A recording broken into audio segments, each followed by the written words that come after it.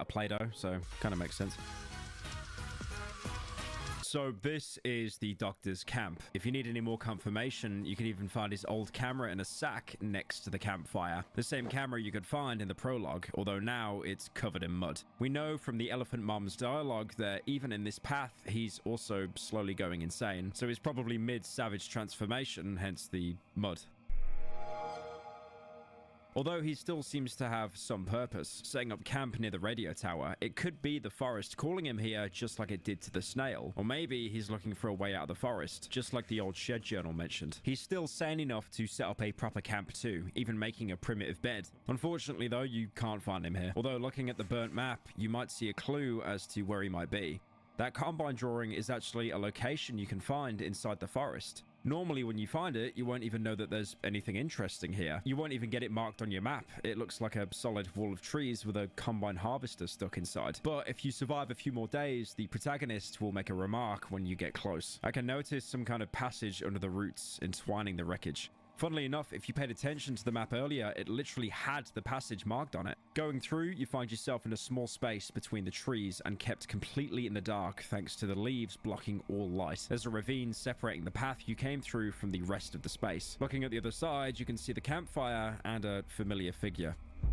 Don't cry. I'll be there soon. I'm close. I'm so very close.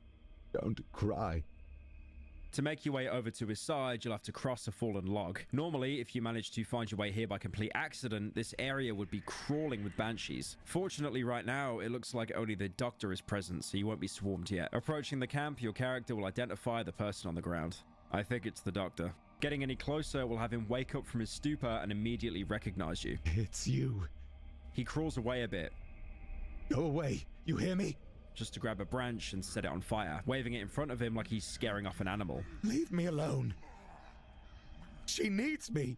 He's despised you even before he went insane, but now he's trying to protect the voice, so getting any closer will have him lunge at you. Despite his demented state, he's actually a pretty strong opponent, having much faster attacks than a normal stick savage. He's gone into an enraged frenzy, trying to kill us by any means necessary just to help that voice. Once you manage to hit him enough times, he'll fall down with a leg wound and missing an arm, and he'll start crawling away. But just because he's down doesn't mean he's dead, because trying to get close to him, he'll still keep trying to whack you with his staff. Instead of finishing him off, you can check out the glowing spot near the campfire, looking like a shiny stone. Examining it will have the Doctor scream at you. Leave that alone! It's a figurine made out of mud, with a shiny stone inserted into its head, which you can remove. Here, you're given the option to leave the Doctor to rot away on his own. But at this point, you might as well put him out of his misery. Looting his corpse afterwards gives you maybe the biggest lore dump in the entire game, in the form of 6 pages of his notes, written on the same notepad that we could find as the Doctor in the prologue. They start around the time the train wreck sequence happens, with the first note being a direct follow-up. The fucker showed me the exit finally. Entrance behind the wardrobe. I was there, in the cottage. This is where the voice was coming from. I wasn't mistaken. How could I have missed it? The tunnel.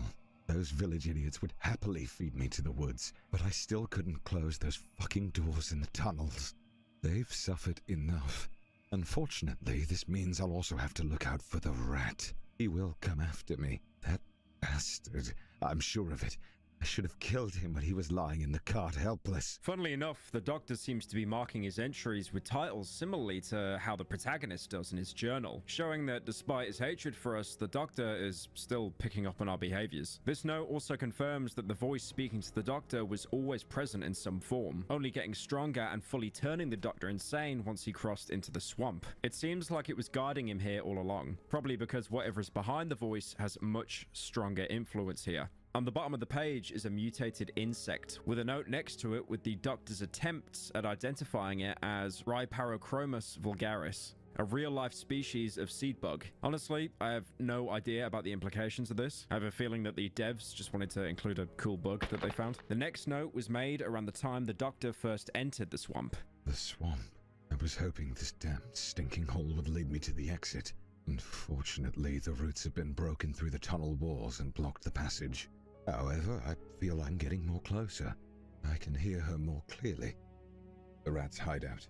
I searched the cottage. I found some weird devices connected to the oven. Locals don't use such equipment. Rats must have made a hideout out of it. I'm sure of it. Apart from the oven, I've also found a broken compressor. Looks like they are using oxygen tanks when traversing the woods. I need to leave this house as soon as possible. He's following the same sequence of events we did when we first arrived here. There's nothing really interesting in this note, aside from the mention of the voice getting more clear once the doctor ends up in the swamp, and his interaction with the oven. It's kind of funny seeing the doctor find the only reason we can survive at night just to call it weird and leave. Aside from that, you can also see some camera film attached to the note, probably coming from the Zenit camera we found muddied in his radio tower camp. In the next note, he's already starting to sound more deranged, once again emphasizing the voices in his head. Whispers. Whispers in the radio. Whispers in my head. Louder than usual. I feel I'm close now. I've seen him. He's back to his place. I took a photo of the motherfucker. Village. I remember this place vaguely. I haven't been here in ages. Everything is flooded and overgrown. But I remember the shrine and the cottages. Used to come here to treat people. The tree in this village must have grown no later than 5 years ago. And the forest blocked me from this place. He's even drawing symbols on the page, similar to the ones savages would mark everywhere. This one feels like it's supposed to supplement the meeting we had with him in the village in the other path. The devs obviously just making sure we don't miss out on delicious, tasty, scrumptious lore. After this note, the other ones are basically just insane ramblings. I can hear you cry, but I don't know where it's coming from. Tell me where to go. Don't cry. I'm close. Please, don't cry. I'm close. Are you behind the trees? The fact that the voice is crying seems to give more strength to the theory that the doctor is hearing his daughter's voice, trying to comfort her by saying that he's close. It would make sense, as he's been obsessed with getting back to his family for a long time. The voice taking on this form would make it easier to manipulate him and drive him insane. The notes after this one probably happen around the time we would see his last transformation, where the doctor becomes a full-blown savage, with sticks and mud covering most of the pages. An old combine. A chasm. Is it here? It's here. I don't know. The trees are singing. Or maybe it's a cry. Is it coming from under the ground? I think it's here. This cry, I know this cry. He seems to think the voice is coming from here, but apart from the banshees, there's nothing to be found. The last note is completely covered in what looks like an idol, probably depicting the same thing that the shiny figurine did, with the only visible writing being, Is it you? Is it you? Is it you? This is written multiple times. There's no deep lore analysis here, he's just completely gone insane. I don't even blame him. If I had to survive this long in Poland, I probably would have lost it too. That wraps up pretty much the entirety of the Doctor's arc, but later on, we might see him for one final time. Coming back to the radio tower after closing off with the Doctor, going through the corridor carved between the trees, you'll end up right outside the tower's building. Unfortunately, it's never that easy, and your path is blocked by a singular crate held up by a growth. So unfortunately for you, you're gonna have to take the long way round. Oh boy. I sure hope there's nothing dangerous inside. Following the path, you'll first see some destroyed fencing and a corpse. The fence has been torn to shreds.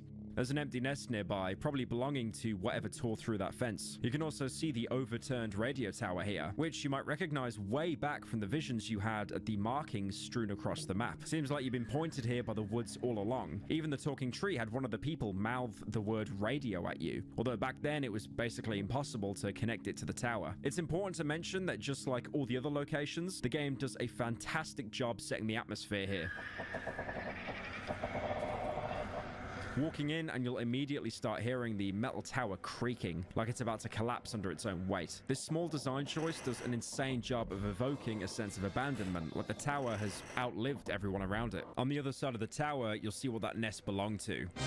It's dozens of banshee babies. What's worse is if you freed the snail, you've made the game harder for yourself. As you can see his broken shell lying past the banshee nest. He probably tried to enter the radio tower like you're doing, but ended up being swarmed by banshees, basically becoming the equivalent of a Polish KFC meal. Thankfully, the banshees won't attack you immediately. They're sleeping, but any noise can wake them up. Meaning, unless you want to get body blocked to death, you might want to reconsider using firearms for now. To be fair though, they're not like the chompers in the Great Lakes, so you can actually use your flashlight here. Seriously, you can just spam it in their face and they just don't care. An interesting thing you can pick up on is that the banshees or their babies never seem to show up anywhere with natural light. The only places we ever see them are night during specific events. When we do see them outside night events, it's always somewhere obscured from sunlight, which means if anything, these creatures are nocturnal. It's kind of telling that these things that avoid the sun are also triggered when you look directly at them. It's almost like they never want to be seen. Looking past the banshee nest, you'll realize that, yep, once again, you are punished for trying to take the good moral choice. Because if you freed the snail, not only he dies here anyway, but now his shell is blocking the way forward. So you'll have to try and path around it instead of just taking the shortest path. Again, we can still get inside the radio tower, but we've made it a lot harder for ourselves. Although even the quote-unquote short path is completely filled with banshee nests, moving through here without accidentally looking at a banshee and getting yourself swarmed is basically impossible because of how tight the corridors are. Combined with the entire area being enveloped in pretty much complete darkness, meaning you can trigger a banshee without even seeing her. Even better, if you manage to brush against a single banshee baby by complete accident, it will instantly wake up, forcing you into a combat scenario where you'll probably bump into another one and then another one until you create a chain reaction where you end up waking up the entire bird population. Really, the only saving grace is how little damage they do when they hit you, so you can just pop an alcohol bandage and basically out-heal most of the hits. Oh yeah, and also, like I said earlier, the Molotov. Don't forget about the Molotov. Again, it's kind of funny how banshees seem to hate light, and fire is one of the best weapons against them. After moving through the nests, you'll have to enter one of the buildings to progress. Going inside, like pretty much every single building in the entire game, it's completely ruined, having giant gaping holes in the roof and the aforementioned tower collapsing in on itself. And of course, being home to even more banshees. I found an old overturned radio tower. The civilian radio equipment still works. Strange. That radio equipment he mentions can be found in the next room, connected to a network of routes. This basically proves that the forest has been manipulating the radio waves, as there's no way that these radios would still be working while everything around was destroyed. Being able to manipulate radio signals suggests a high level of intelligence in whatever is behind the dark wood. But then again, it did make an entire forest just to fuck with some villagers, so, you know, nothing concrete there. Unfortunately, there's no sign of an exit in the building, but there is a journal to pick up. Right behind that small room with a banshee that'll jump scare you immediately as you open the door. So even if you stealthed your way through the entire map, you've now given your exact coordinates to every single banshee in the radio tower. 100% completely fair design. Actually, you know what? You know how I said at the beginning of the video, like the game is so great for having no jump scares? Nah, I take it all back. Anyway, once you make it past, you can find a crate with some ammo and an old cassette, as well as a backpack with a note inside it. We haven't slept again. Another madman came here at night, the second one this month. He jumped over the fence and tried to ram the door with his head, shot him in the ass with a tranquilizer, and today we're going to transport him outside. Since that accursed tree appeared in the village, an increasing number of savages roam our hideouts. How do they know about us? They're psychos, they can barely talk. The villagers in our sector still have no clue what's going on. It's been 10 years or so. But when they lose it, all they need to do is go out into the woods and put some mud on their face and they come sniffing. Stefan told me that in the neighboring sector, the wild ones appear mainly in the vicinity of their hideout, located near the tunnel entrance. I don't think it's a coincidence. This is a pretty big reveal, as it confirms that there must be some form of intelligence behind the forest, controlling the savages and using the radios to communicate with us. In fact, we've seen this communication already, in the signs they draw on the ground. The hallucinations we got when we stepped inside led us to the same places it led the savages. In Chapter 1, it was Bunker 21, and in the swamp, it was the radio tower. This communication also seems to somehow be connected to the talking tree, as its appearance seems to have made savages more aware of the hideouts, which also ends up affecting us as we're stuck defending against them at night. Once you finish the reading material, you can move on through the rest of the building, just to realize you have to again go outside into another fucking banshee nest. Truly the bravest of video game design. Or you can actually take an alternate path. Right before that bullshit jump scare banshee, there's an eye growth in the corner of the room. Activating it and backtracking to the open area before you enter the building. A passage now opens in the middle of the collapsed tower. Of course, there's another banshee as well. But surprisingly, this one isn't actually hostile.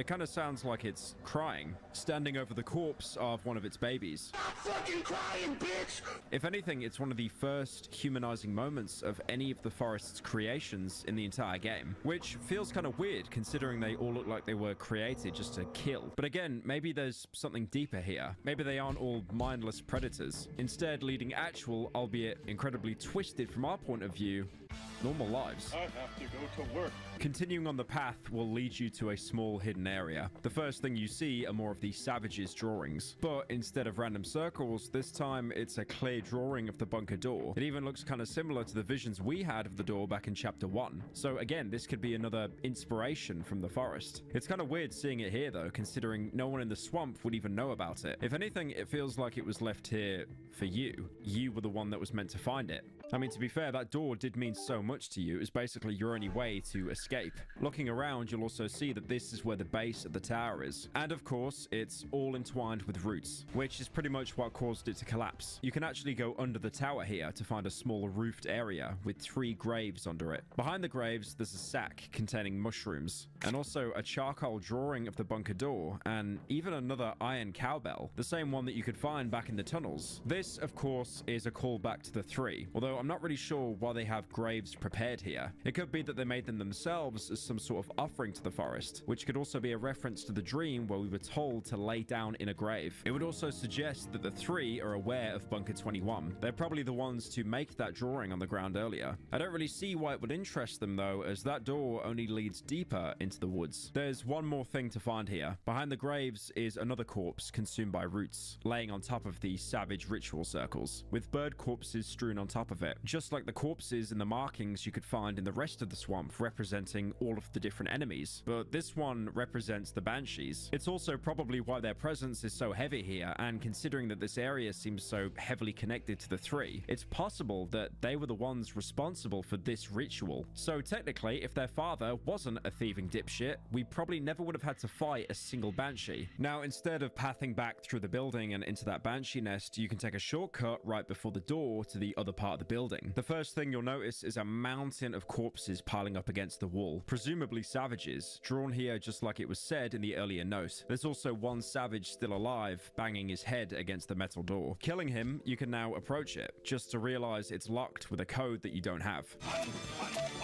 At this point, you might expect another hour-long section where I talk about a side quest that ends up taking you halfway across the map for a single item, but fortunately this time, we're actually spared by the protagonist. I think I remember the code to this door. 8684. Thankfully, like we've established, the protagonist is an outsider and he still has some tricks up his sleeve. This radio tower must have been secured by the outsiders, otherwise the protagonist wouldn't have known the code. Walking in, you can see more heavily overgrown radio equipment, but the interesting part is that there's another underground entrance here, the entrance to the underground tunnels. Going inside, you'll be thrown into a familiar environment, feeling almost like a continuation of the tunnel behind the bunker door. In fact, going left, you can see a blocked section. The further path of this tunnel is blocked by roots and rubble, which is likely the very same block we encountered back before we had to detour into the swamp. There's also a crate next to the entrance you can unlock, containing a military flashlight and a note. 22:15 hours. 2 people came via the tunnels after the hideout near Village 3C. They were attacked. 23:10 hours. The hideout near Village 3C has been compromised. At least 12 locals have entered the hideout cellar, mostly mud-covered savages. 3 among them were wearing unusual clothing, weird rags. We lost 1 man. The door to the tunnels has been shut, and none of the locals managed to break through further. We're getting ready for evac. 01:30 hours, evac successful. The door is locked with a code. We're going home.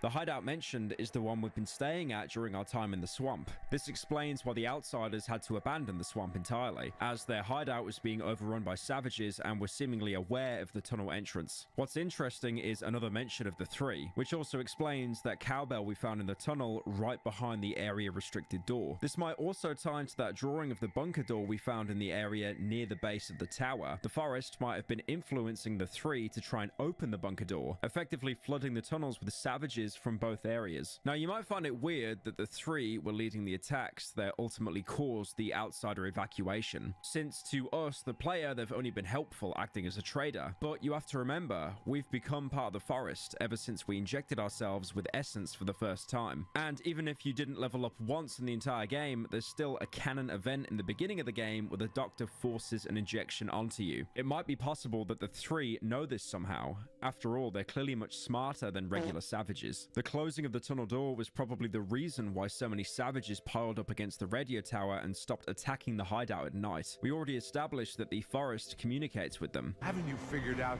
I don't speak your fucking language? Once that door got closed and the area was locked off, the radio tunnel entrance was the only other way out of the region. In fact, if the forest wanted to spread the plague further, it would need to get access to this hatch, locked behind a giant metal door. I do want to give a quick shout out to this metal door though. It managed to survive 2 entire years with no maintenance and literally hundreds of savages beating their heads against it, practically saving the world from the plague possibly spreading even further. So we're not the goat of Darkwood. It's this door.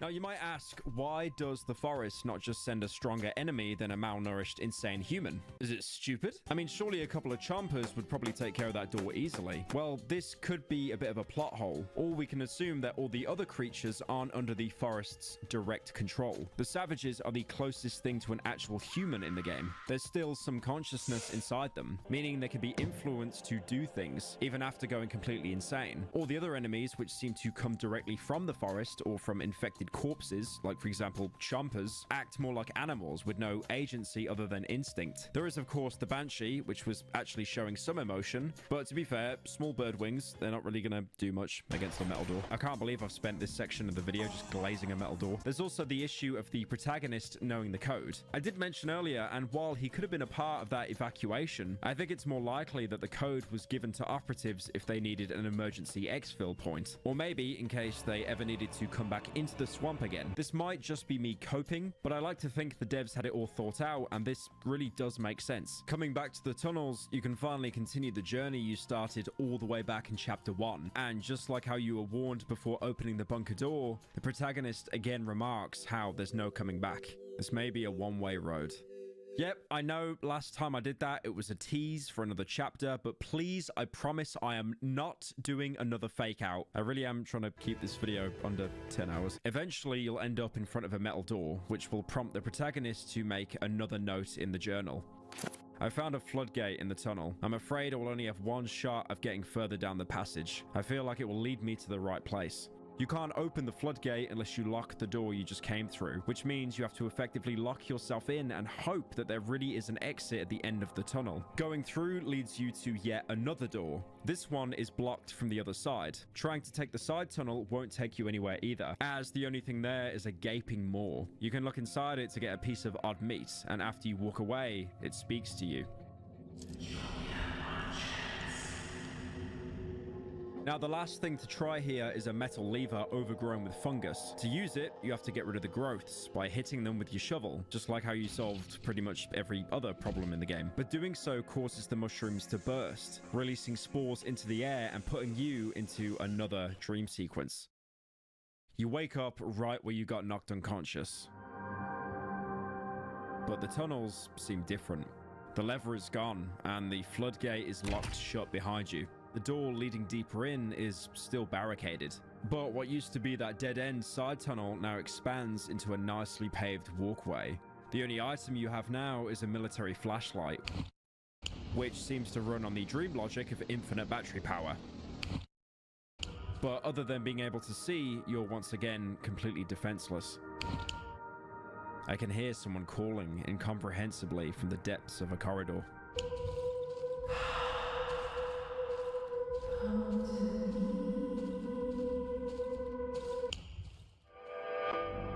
Following the source of the voice, you'll stumble into a larger chamber with the words "Come to me" scratched out in Polish on the ground.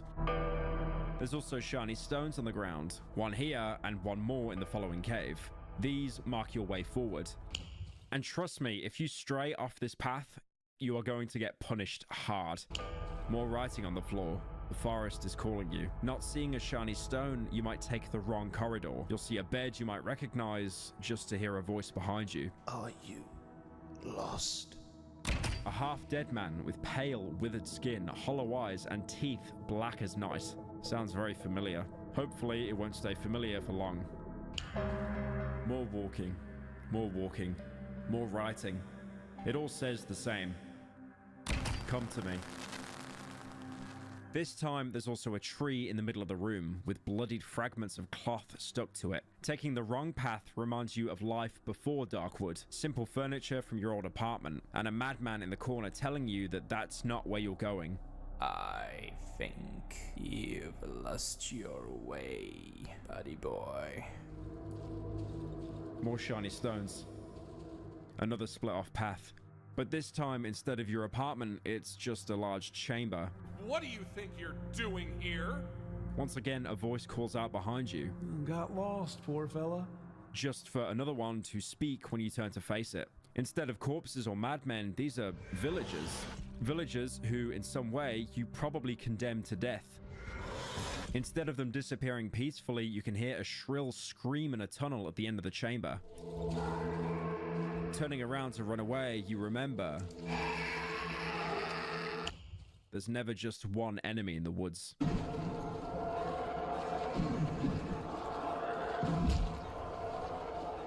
Trying to evade the spiders, you come across a familiar sight. Puddles of water, forming right up until a large door. You come out of Bunker 21. It was never the way out. You follow the corridor, but instead of leading to the surface, you arrive where it all began. The doctor's interrogation room. The tunnel behind you turns into a wall, but you already know what to do. You walk into the big house. Banshees scream outside the windows.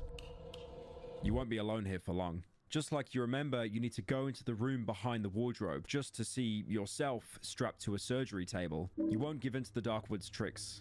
Not anymore. You take the table leg from the crate, your very first real weapon. It feels reassuring to be able to defend yourself. Right until you hear the growling outside the barricades. Preparing for combat is futile. Even with a weapon, you basically stand no chance. Once again, running away really is the better option.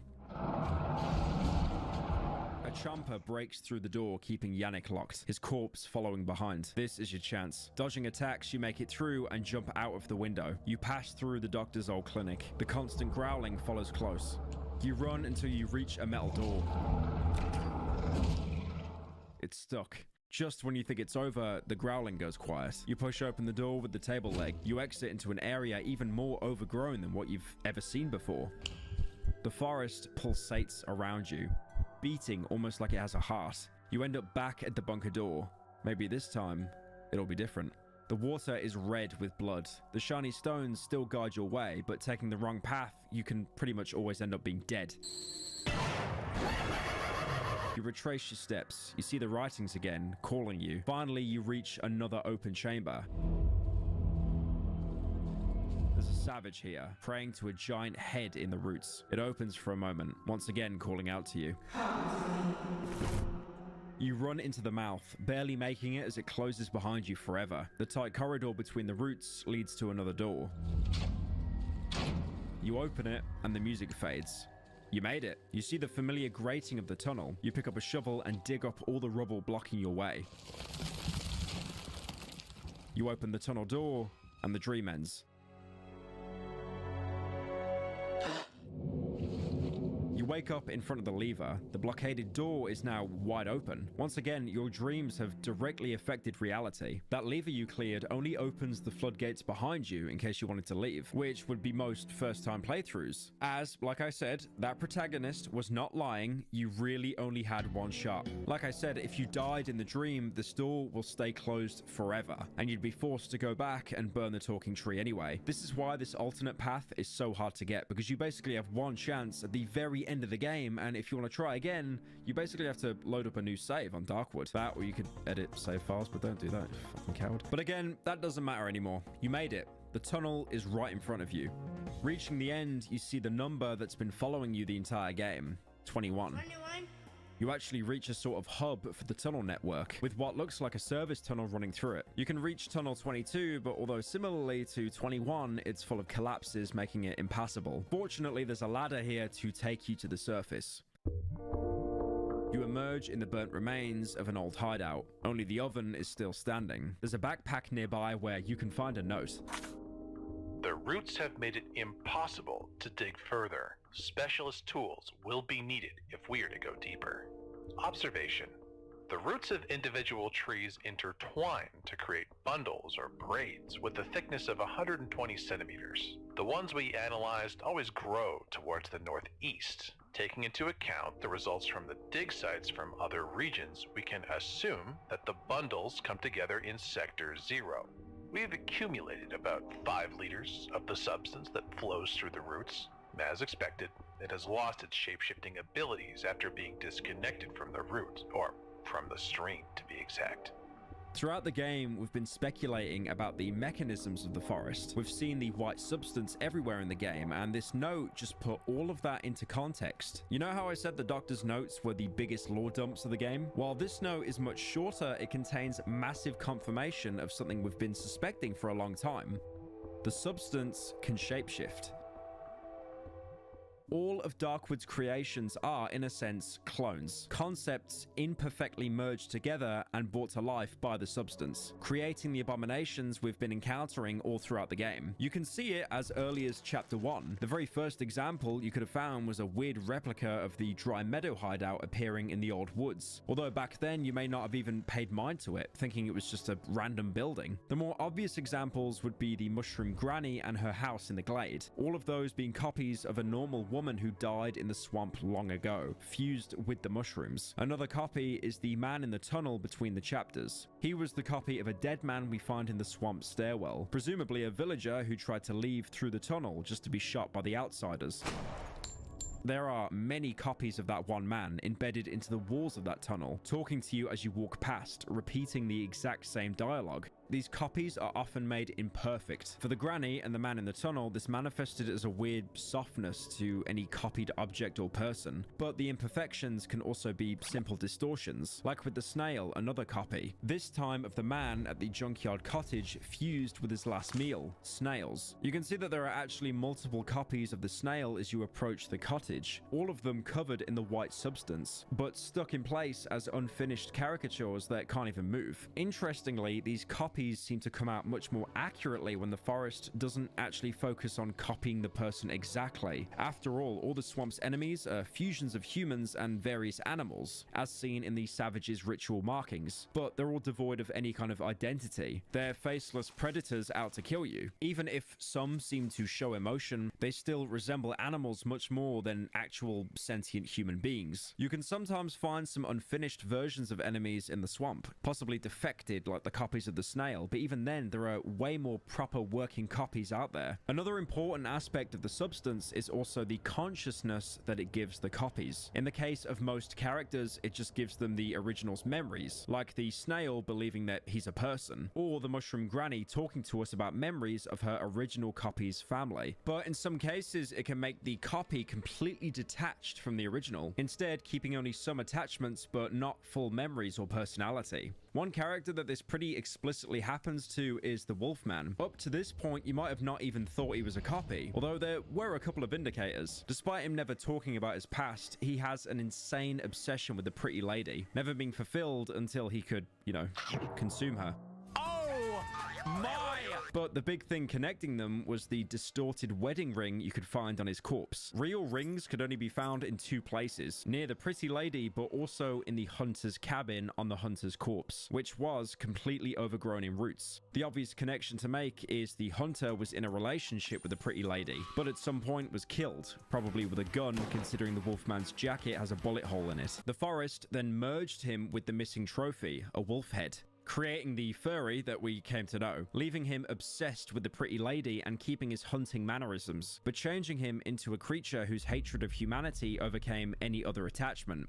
If anything, the forest distorted him so much that when he was made a copy, the biggest thing he wanted to hunt were other humans. Another copy you might remember is the trader. Him being fused with his mask and covered with shrooms is a pretty dead giveaway that he's a copy, and by looking at the items he drops, it becomes clear why he was so friendly towards us. He's a copy of us, the protagonist. He had both a copy of the journal and the Bunker 21 key, both slightly distorted as we discussed earlier. I mean, look, even his death pose is exactly the same as ours. It couldn't be any more on the nose. Even the talking tree, which we thought was everyone absorbed in the village, wasn't. It was a copy. We already knew that imprints of the swamp villagers were embedded into the tree somehow. You might even remember a piece of dialogue where you kick the tree and some white gooey substance leaks out, just for the piece you broke off to regrow immediately. These regenerative properties are something we also see in the human spiders, when they replicate by chucking torsos at you. But this also confirms the origin of the talking tree and why it grew so much faster than the rest of the forest. Not only did it grow on the bodies of the villagers, but the substance merged them with the tree, creating this weird fusion and accelerating its growth. All of this came from just one note, by the way, and there's still an entire area left here to explore.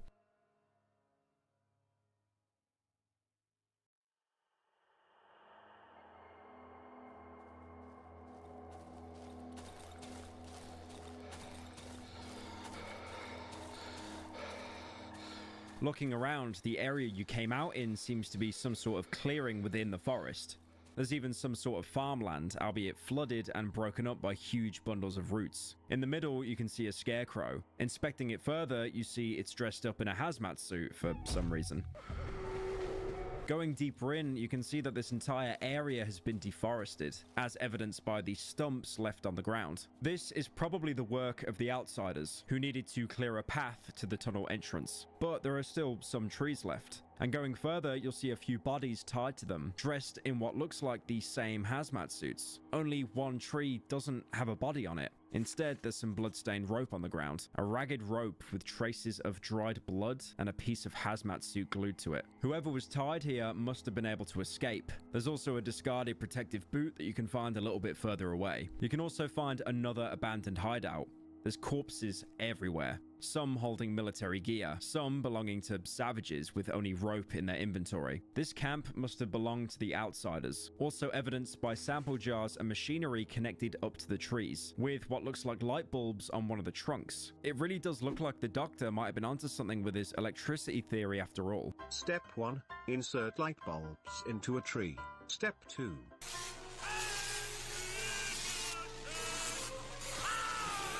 Going inside the hideout, you'll see more remnants of the campsite, as well as the familiar oven. Unfortunately, inspecting it, you'll see it's completely destroyed. A destroyed oven. The jar with the protective substance lies shattered on the ground. There must have been a fight here, a surprise attack, judging by the, half-eaten sandwich on the table. By now, you might remember the very first journal entry you got. I don't remember anything since the attack on our camp. This is our camp. This is where your entire story started. The corpses you found around here used to be your fellow soldiers. That rope you found had your blood on it. You were left to die tied up to that tree just like them. How you escaped is unclear. All that matters is that you somehow managed to outrun the savages and in the end make it back here. The entry also mentions changing your clothes. Somehow I'm wearing a coat, so I must have changed my clothes on the way here. That hazmat suit left on the scarecrow and the protective boot used to belong to you. You probably swapped the clothes to blend in with the population better, as the hazard suit was damaged and would be instantly recognized by villagers. As sad as it might be to see your camp destroyed and mission failed, you can still get out yourself and survive. Before doing so, you can find one more note inside the hideout in a black room. The structure resembles a honeycomb. The surface of particular cells varies from 80 to as many as 360 square kilometers. The cells gradually divide into smaller ones. It can be assumed that with time, the forest will achieve a homogeneous form. Trees grow with remarkable regularity, forming walls with the average thickness of 50 meters. The distances between trunks are never higher than 10 centimeters. According to preliminary analysis, only 15% of the total volume consists of actual trees, although this figure is hard to verify. This note seems to just be more research about the forest. The interesting part is right at the end when he says only about 15% of the Darkwoods forest is actually made of real trees. The rest is presumably just replicas made by the substance. This is another huge reveal because it explains why the forest could spread and grow so fast, instead of just being, less spooky, unexplained, scary thing.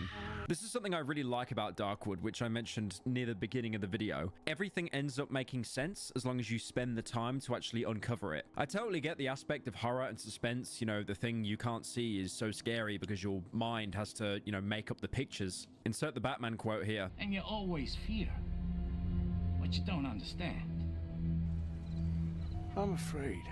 You can also find a couple more experimentation sites behind the camp, all of them seemingly focused on hooking up electrodes to roots. This and the previous experiment would suggest that the outsiders must have been suspecting that the substance could actually conduct electricity. Thinking about it now, if the forest could manipulate electricity through its roots, that could explain how seemingly broken radios would suddenly come to life, or how lights in our hideout would suddenly turn on and off. Again, yet another horror trope that happens in basically any spooky horror game, but in Darkwood there's a legitimate reason explained behind it. There's nothing more to be found in the hideout. The only thing left to do is to go further and hopefully leave the forest for good. There's a small building you can find with a barricade blocking the door. Removing the barricade lets you through just to spit you out on the road home, the same road that if you burnt down the tree. This is really weird because you might remember finding the journal page of the doctor ripped out in his camp near the radio tower, and it mentioned this. The trip will be exceptionally long. We're taking one of the longest tunnels. It almost reaches to the last zone. This means that the camp must be very, very deep in the forest. So how is it possible that there's a convenient exit right here? The forest should be at its most dangerous after all. But for now, that doesn't matter. Maybe it's just a coincidence. Before going to the epilogue, you can walk back on the footpath that would normally lead you here if you burnt the talking tree. Obviously, the tree is still standing, and you'll see the three standing before it with their signature bell audible in the ambience. The three are staring at the tree. They pay no attention to me, once again confirming their ties to the tree and the person it copied. You can also approach the tree itself. In the shadows, I notice the pulsating vastness of the gigantic tree trunk. In the distance above the roots, I see the destroyed roofs of the flooded village. The area is shrouded in almost complete silence. You've spared us. The voice is coming from between the dark boughs, but I can't see its owner. This road will lead you home. Nothing will stand.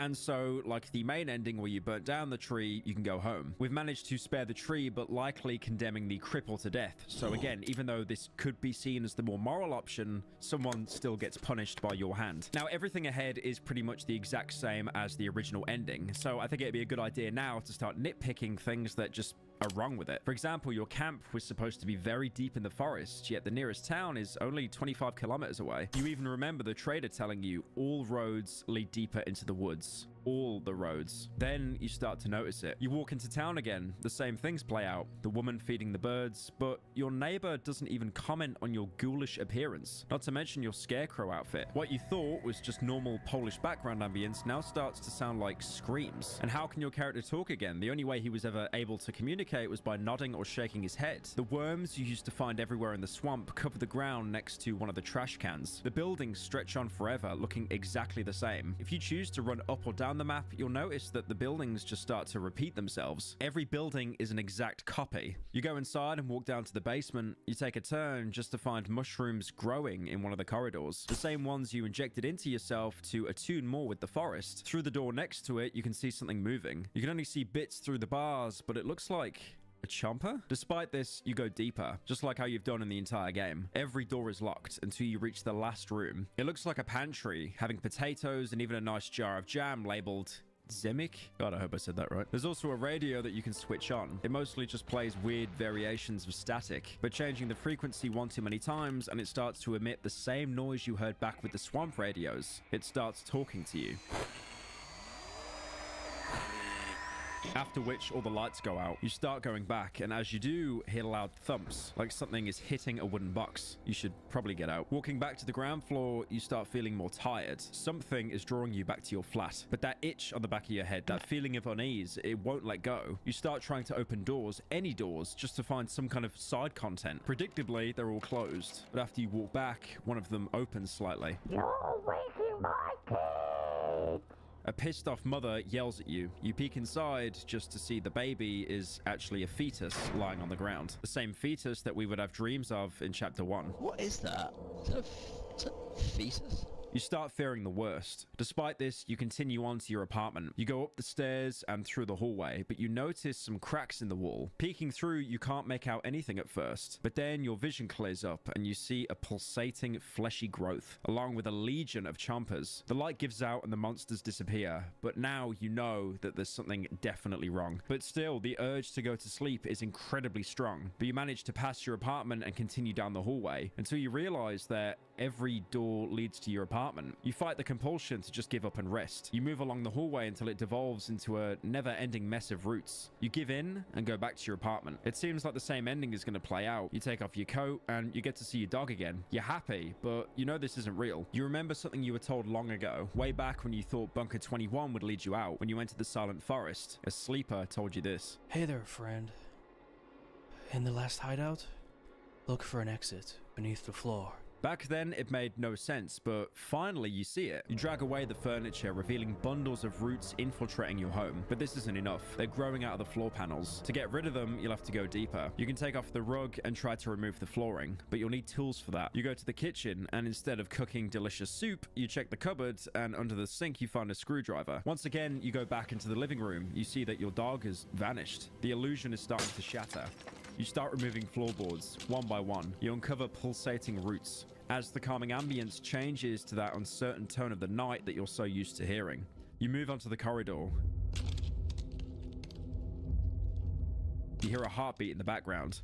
The network of roots spans your entire apartment, and they all converge in your bedroom. You enter and remove the floor inside. They all lead to your bed. This was always a trap. You examine your bed, but this time, instead of sleeping, you look closer. Fighting off sleepiness with difficulty, I lean over the bed. The springs creak noisily under the weight of my hand. As I cast my glance on the light brown construction from plywood, I notice familiar features. They are elongated and arched. I can still smell the fresh sheets and the pleasant warmth of the quilt.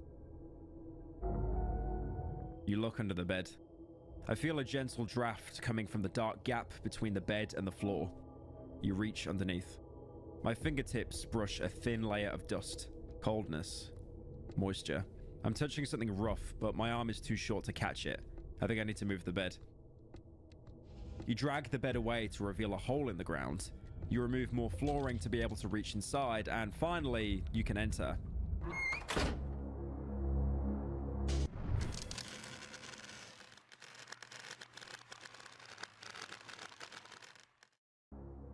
Like any Rust character, you wake up completely naked, lying on the floor made out of entwined roots, back inside the forest, or more accurately, underneath the forest. You're surrounded by other people, all of them naked and sleeping. Anytime you saw those huge open ravines pulsating with roots, that was the heart of the forest, and now you're here. It's obvious that when you went to escape the forest, you actually passed out and became a sleeper. Now, I know you're all gonna rush to the comments and say, oh my god, look, he made another all-in-the-head game, but the difference is the events of this game did actually happen.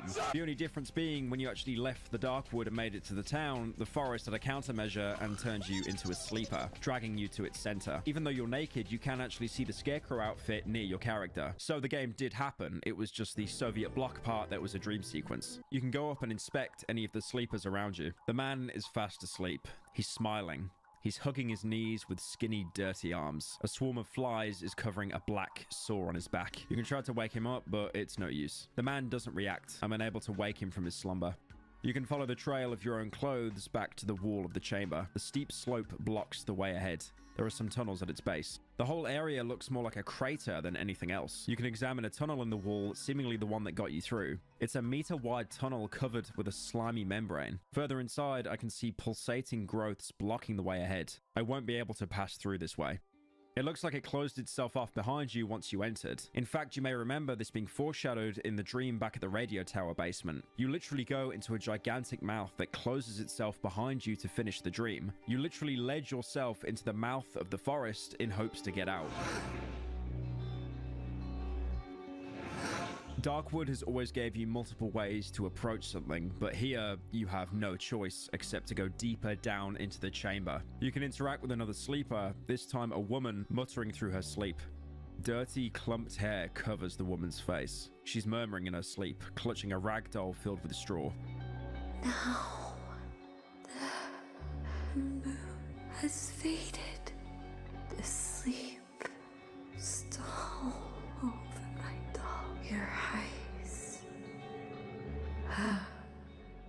You can't wake her up. As you move further in, more and more roots start emerging from the ground. They're so close to the surface, you can feel them just by walking. I'm at the bottom of a huge valley. I feel the dry, dusty earth pulsating under my feet. Soon, the roots overtake completely. There's no ground to speak of anymore. Both the walls and the floor are entirely made out of roots. You see many more different figures lying on the ground. Their old weathered clothes lying discarded nearby. Its face is covered in mud and sticks. It clutches a shiny stone in its hand. Right next to the figure, you can find a shiny stone. Items that have accompanied you throughout your journey in the forest and have been great value to traders. But there's always been something strange about them. You could see that both savages and villagers seem to hold them in high regard, going so far as to worship them and put them into shrines. And like I said, traders would give you a lot of rep for them. Seeing them here confirms that they are definitely somehow connected with the forest. Moving forward, you can see a huge chamber splitting off from the path, containing even more sleepers. It hums something quietly in its sleep, swaying to the rhythm of a simple melody. The figure speaks to someone in its sleep, squeezing an old man's photo in its hand. The figure is talking in its sleep, moving its hand as if caressing someone with affection. Probably the same way we'd caress our wife in one of the dreams. This sleeping man looks like a skeleton coated in skin. He smiles widely. The emaciated figure sleeps soundly, embracing the remains of a child. The figure sleeps on a muddy ground, resting its head on the chest of a skeleton next to it. It clutches a muddy brass cross in both hands, repeating some incomprehensible words in its sleep. I hear a faint whisper. Stashik, my little Stashik, sleep, Stashik, sleep. None of them can be woken up despite your best efforts. Even if you wanted to use force, your entire inventory has been stripped from you. Going back to the main path, you walk alongside the root walls and more sleepers. They're asleep. They seem happy. Even though they're emaciated and dirty, some of them lie dead. All of these people likely suffered a fate similar to yours. They were all drawn here in one way or another. Maybe they were trying to escape, maybe just like the snail and the savages, they were called here by the voice. You can even remember the cripple back at the swamp village talking about people walking on the road blocked by the talking tree. This is probably where they were heading, and probably why the savages were also trying to enter the tunnels. They were being called here, but couldn't access the road home after the talking tree blocked it. The ones that made it were deceived by comfortable dreams, just like how the forest tried to do the same with you. The other sleepers gave into the forest, forced into a deep sleep, never to wake up as they starved to death, only to be consumed by the roots that surround them. By the look of it, you're the only character that's managed to resist. To move further, you have to walk across a trunk bridging the gap between the root platforms. As you step on it, you can look down into the canyon, but there's no dark earth or rock at the bottom. Instead, you see something moving. Fleshy growths are spread out all the way under the roots, constantly pulsating. You continue on. Soon you see a bright glow in the next chamber. A pleasant warmth washes over me. Once you enter, you can see its source, a huge white ball seeping substance. This is the heart of the forest. This is the being. I'm standing in front of an enormous being. I feel an overwhelming, soothing feeling of security and happiness. The vast valley at the bottom of which I stand curves upwards, closing over my head. The rust of distant trees turns into a single, silent murmur. I feel I'm coming home, to my flat, to my room with a window and a bed. Something like a sound, continuous and low, is coming my way. In the depth of the pulsating space surrounding me, I can see vague shapes. Their outline blurs and fades away every time I try to focus on them. Suddenly, the sound envelops me, only to instantly disappear a moment later. I can feel someone's presence far above me. I'm drowning in an illuminating, pulsating whiteness. I squeeze my eyes shut, but the vast brightness continues to blind me. The silent grunt grows stronger with every moment. It stratifies into an unlimited number of abstract, incomprehensible sounds, only to combine into a distant, wailing voice. My eyes fill up with tears. My hands are trembling. The ever-present whiteness blinds me. It explodes with brightness once more and then starts vibrating. Suddenly, I realize that the pleasant feeling of warmth has been replaced by coldness. The coldness of the void that surrounds me. I feel a heat emanating from the being. I sense my pulse slowing down, a calmness. I want to rest, come back home, to my bed. I want to lie down, to fall asleep. I don't want to do it. Still, my hand pushes the being away. The warmth that was emanating from it disappears, replaced by piercing coldness. The being is the heart of Darkwood. All of its roots originate from it and spread out, covering the entire region. This is also what's been talking back to you all this time, through the radio, but also through your dreams. Looking back on them now, they revealed a lot of the forest's nature, even if we don't have the full context to understand it back then. The final dream scene in the radio tower bunker especially revealed a lot more if you were paying attention. That tree you could find with bloody scraps attached to it was a reference to a tree that you were tied to and managed to escape. Every time you strayed from the main path, you would also find pieces of your apartment, just to have someone tell you that you're lost. The being was telling you that you're never really going back there. And to be fair, you were literally told this on day one by none other than a clone of yourself. All roads only lead deeper into the woods. If the trader knew this, then it's likely you too knew it at some point. But ever since you're injected with essence by the doctor, you were under the being's control to some extent. Bunker 21, the talking tree, even the radio tower, they were all bait for your desperation to get out. The being led you into its trap like so many others. And now, even though you're awake, you can't get out. The tunnel you came in through closed behind you, and the root walls are too steep to climb on your own. Exploring around the being chamber, you can see some savages are actually still awake, bowing before the being, worshipping it. They're probably so far gone that they didn't even need to be put to sleep. You can also find a familiar face among the sleepers. The Doctor, now in his full-blown savage form.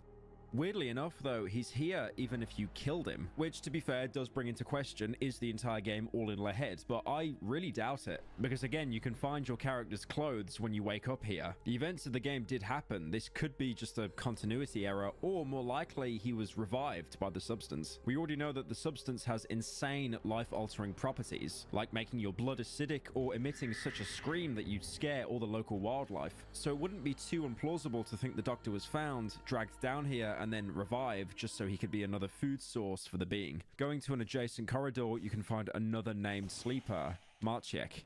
The man mumbles in his sleep. He's emaciated and dirty, but his face is radiant and calm. He clutches a rusty object covered with old beads.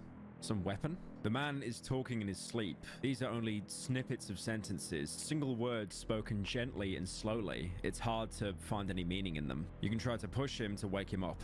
Leave. Without opening his eyes, the man clumsily waves his hand at me, then covers his head with it and freezes. He's in a deep trance like the others, but instead of trying to wake him up, you can try to take what he's desperately holding onto. Leave. The man waves his hand again. This time he grabs my arm. Without opening his eyes, he turns his head towards me. I recognize him. He's one of us. Marciek is actually a name that appeared way back in the game. Back in the old woods hideout, you could find a note about someone named Marciek going insane and running off into the woods with a flamethrower. You know what you need to do now. You can try to snatch the weapon from Marciek, but he's obsessed with it. Leave! Can you fucking hear me? I won't let you take her! The man clenches his teeth with the fury of a maniac. Saliva flows from his mouth. It's hurting her! You will tear her arms out! But you have a purpose now. You might not be able to leave, but that doesn't mean you're just going to give up. You need that flamethrower. Don't leave her. No! So you punch Marciek and take it. As you walk towards the being, he calls out to you. I beg of you, give her to me. He starts chasing you, but he's so emaciated and starved, he basically has no chance of catching up to you. What are you doing? Give her back. Sleepers start waking up and calling out to you. The being knows what's about to happen, but it can't stop you anymore. What are you doing? What are you doing? Leave us alone. Time us.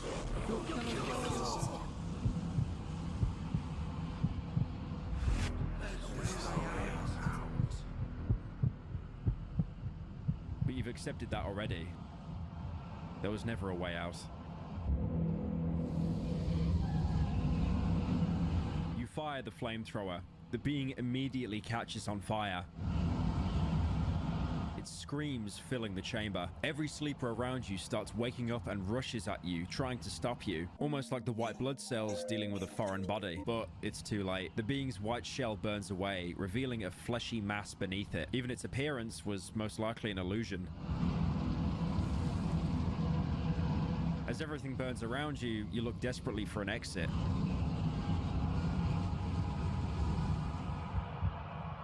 But the option was never there. You could never get out. You were doomed from the start. You make peace with yourself, because at least now, Darkwood will burn away alongside you. A great fire consumed the woods for a couple of days, gradually claiming many of its inhabitants. The fire consumed the last road leading to the heart of the woods. This is the final true conclusion to one of my favorite games of all time. Yummers. There's no Marvel post-credit scene where it's like, oh, look, suddenly you're alive, and you got the wholesome 100 good ending. An ending like that wouldn't fit Darkwood. You might remember me talking about how there's no good choices in the game. The fate of the protagonist is one of those choices. You can't survive Darkwood no matter what you do. What choices you make, all roads lead to the same place. You always die.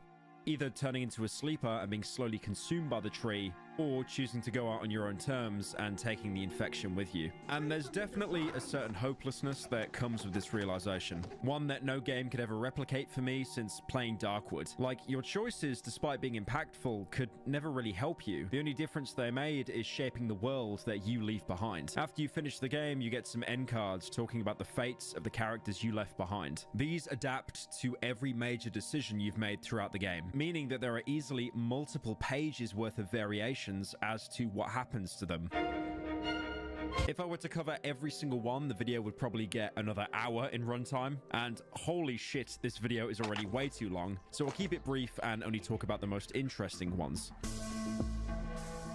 Generally, going to sleep in your apartment and giving up to the being doesn't change much for the characters. You were basically a passerby without being a big impact on the world. That is, of course, your finger slipped on accident. I promise it did. I did not mean to shoot that child. Despite the fact that Darkwood has no clear good endings, this one, called Bliss, can be considered the worst one. You end up being deceived by the being, you waste away in a comfortable dream, and overall, you change nothing. The woods keep stagnating, but at least you got to rest, I guess. Most characters just continue on living, although some of them do end up getting some form of conclusion to their story. If you follow the musician's path and then kill both of his parents and the pretty lady, he ends up moving in with the chicken lady, who now tends to him like she used to tend to her sister. I mean, to be fair, that is a pretty wholesome ending, as long as you skip over, you know, all the murder you had to do to get this. Alternatively, if he comes with you to the swamp and you don't mutate him by feeding him shrooms, he actually manages to find his way into the bunker tunnels. The boy with the violin waited many weeks for the stranger to return. One day, the trapdoor leading to the underground opened once again. The little boy traveled through the tunnels, and to his great despair, he had to leave his trusty old violin behind him.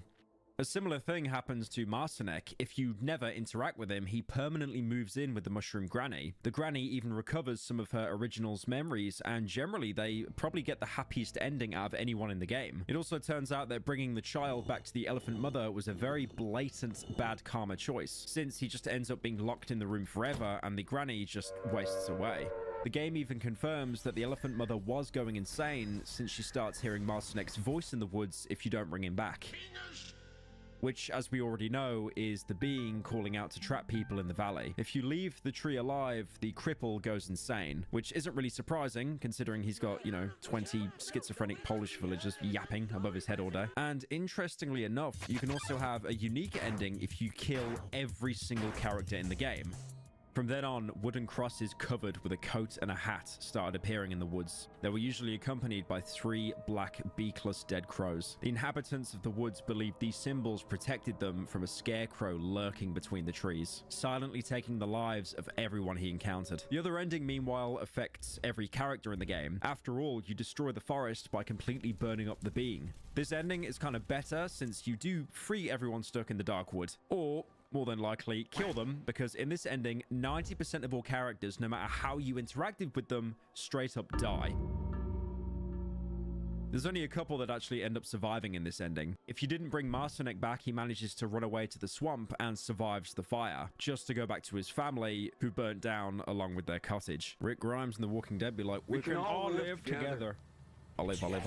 If you failed the train wreck dream, the doctor will apparently survive somewhere deep in the woods. He'll still obviously end up going completely insane though, so unfortunately, he can truly never get a good ending. If you take any other path, he'll burn along with the being, since we can find him in the chamber. Although, that being said, I swear there has to be some kind of bug, because he somehow appears there every time, even if he's killed in Chapter 1, no matter what path you take with him. The musician also survives if you didn't kill the Sow. He manages to find the entrance to Bunker 21 and hides out the fire inside. And lastly, the Wolfman just disappears. Dis-a-fucking-peer. It's intentionally left unclear, presumably so furries wouldn't boycott the game if he was killed off. There's also the villagers from Chapter 1 that survive if you spare the sow, but honestly, who cares?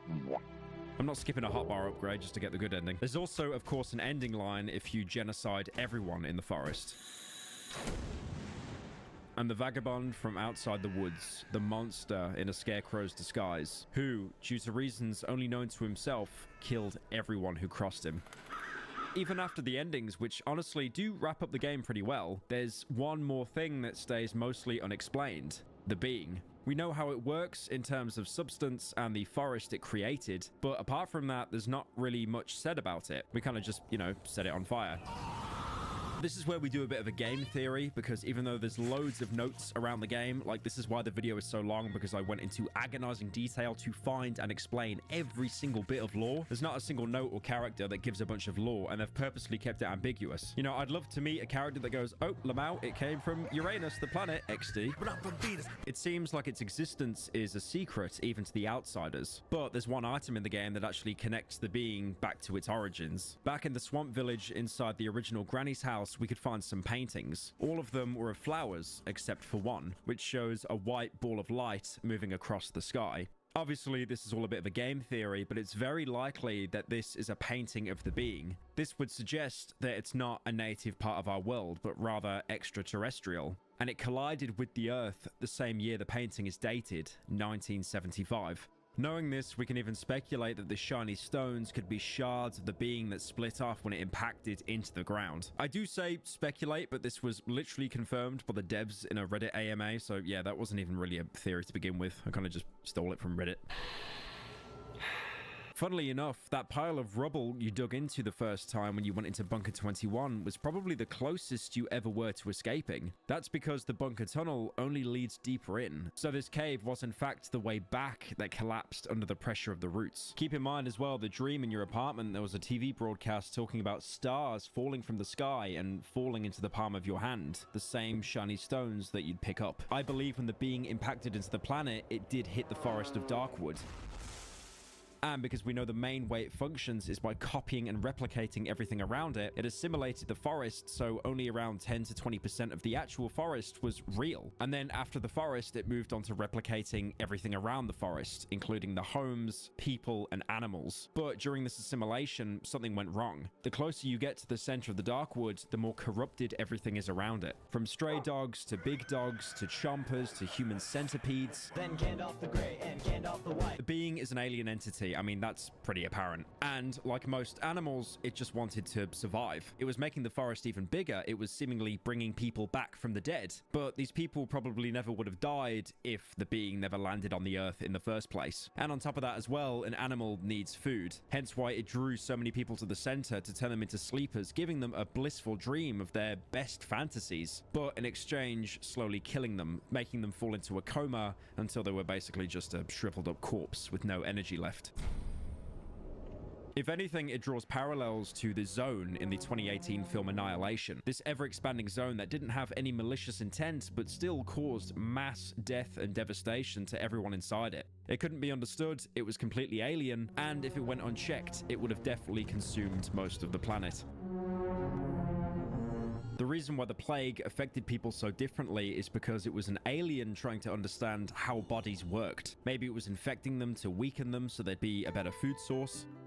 Maybe the only reason some turn into chompers is because of a deep-rooted hatred, especially within the villagers, and you can see many of them turning into chompers, mostly because there is a huge food shortage. And some are even hinted to turning into cannibals just to survive. If it really does want to beckon people closer to the center so they can be broken down and used as a food source, why is getting to the center so difficult? The talking tree, for example, directly blocks the way to get to the being, but that is a creation of the being itself. I don't think it's a malevolent entity with a huge grand plan. I just think it's something that's confused and lost. I don't even think it has the ability to have a conscience apart from just basic survival instincts. All it really wants to do is feed, and by putting people into a blissful trance in the process, well, that serves both parties. Most people that are called to the being aren't actually called by the being itself, but more a placeholder. With the doctor, it was his daughter, and for many people in the game, it's a loved one that they haven't seen in a long time, either because they died or got cut off from the woods. The being itself is completely incapable of any kind of speech, only being able to communicate through radios, and most of the time it makes no sense, and its basic dialogue more like echoes of people that it previously killed and assimilated, almost as if it has no real free thought of its own. And I think that's the point of the being. It's not meant to be something that's understood. It's simply an invader in the planet that's just